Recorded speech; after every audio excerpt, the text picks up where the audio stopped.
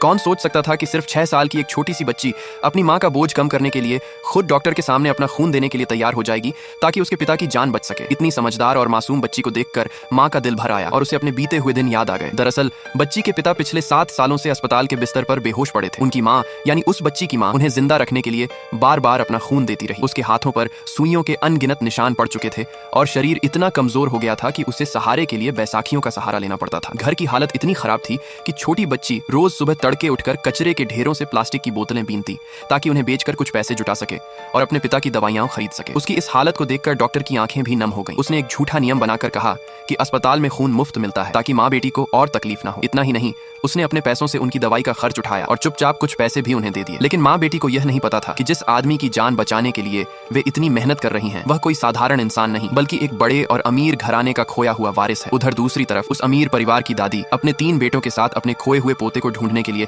हर जगह भटक रही थी। उन्होंने उसे ढूंढने के लिए भारी इनाम की घोषणा भी कर दी थी। दादी ने तो यहाँ तक कह दिया था कि अगर 3 दिन में पोता नहीं मिला तो वह जीना छोड़ देगी। एक दिन दादी सड़क पर बेहोश हो गई। तभी वहां से गुजर रही वही छोटी बच्ची और उसकी माँ ने उन्हें देखा और मदद की। बच्ची ने बड़े प्यार से उन्हें पानी पिलाया और उनका ख्याल रखा। जब दादी को होश आया तो उन्होंने बच्ची के चेहरे में अपने पोते की झलक देखी। उन्हें शक हुआ और उन्होंने बच्ची से उसका नाम पूछा। हालांकि बच्ची ने अपना नाम अलग बताया, लेकिन दादी का शक तब यकीन में बदल गया जब उन्होंने बच्ची के हाथ पर एक खास तरह का जन्म चिन्ह देखा। वह कोई साधारण निशान नहीं था बल्कि उसी परिवार की पहचान था जो सिर्फ उनके खून के रिश्तों में पाया जाता था। दादी ने तुरंत अपने बेटों को बुलाया। जब आसपास के लोगों से उन्होंने माँ बेटी के बारे में सच्चाई जानी तो सबकी आंखों से आंसू निकल पड़े। उन्हें पता चला